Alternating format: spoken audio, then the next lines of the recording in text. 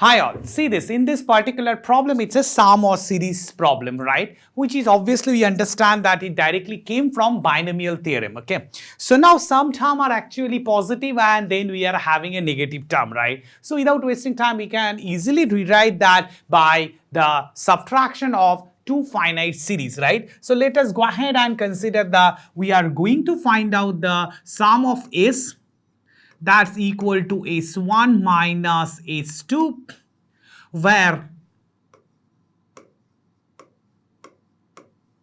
S1 is actually equal to that first term, that 21 and all those stuff. So we'll start with 21C1 plus 21C2 plus it goes on and end with 21C10. So better we just write down C9 and then we have the last term 21C10.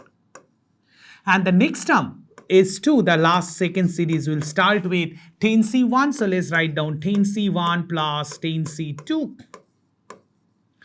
plus to 10C9 plus 10C10.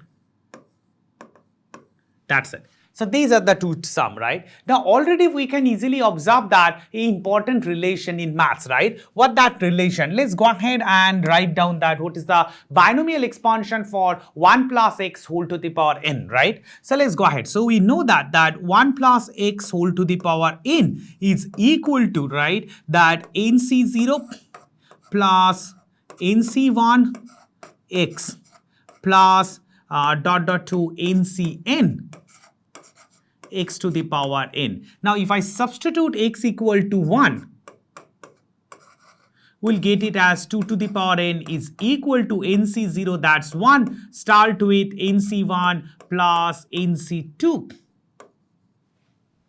plus to ncn. Now see that if I put a bracket of NC1 and NC2, we are getting this series, right? So therefore that final value can easily be written as 2 to the power n minus 1 and that's equal to. So I just use this relation. So in other way, we have to remember the relations here. So therefore, you can easily calculate S2. What is S2? S2 will be 2 to the power 10 minus 1. So it's a directly application of that formula. So let's write down that. So therefore, using this, we can easily calculate S2 is equal to 2 to the power 10 minus 1. That's it. Now we need to calculate S1 first. Now see that if I observe S1 carefully, we'll have 1 to 10. So we cannot apply directly that series, right? So let's multiply that by 2, okay? So that's it. So let's go ahead and calculate what is 2S1. 2S1 means that we can add this series again. So let's add that 21C1 plus 21C2 plus to 21C9 plus 21C10 plus sign off. Let's write down again. So we'll get it as 21C1 plus 21C2 plus 21C9 plus 21C10. Now see that we already know that NCR is actually n minus c, NCR is equal to NC n minus R, right? So if I apply that, right, it gives you as 21C1 plus 21C2 plus to 21C9 plus 21C10 plus. Let's write down. So 21, so it gives you 21C20. This is definitely 21. Plus we have 21C19.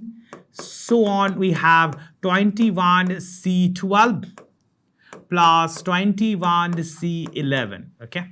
Now what we obtain? We obtain that from 21C10, 11, 12 and 20, right? So we'll get everything here. But only NCN is actually missing because here 21C21 is missing. So if I add that, right, we'll get that as 2 to the power 21 minus 21 minus 1.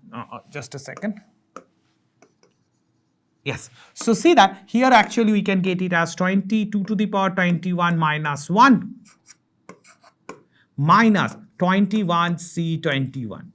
So what that means? I actually added 21C, 21 in this series, right? So if I add that, we'll get 2 to the power 21 minus 1. So as we add, we have to subtract that as well. So that's why we subtracted. So therefore, the final value gives you as 2 to the power 21 minus 2. So therefore, S1 will become 2 to the power 20 minus 1. That's it. So therefore, the final sum is actually the subtraction of 2 to the power 20 minus 1 minus 2 to the power 10 plus 1, and that's why the required series is equal to 2 to the power 20 minus 2 to the power 10. That's it. So that's why for this problem, obviously you understand that option D is the correct answer, and that's it. So here the tricks is that we need to remember this stuff, and also if we apply that formula, that basic formula, that NCR is equal to NC n minus R. So using these two relation only, we can easily able to solve that particular problem.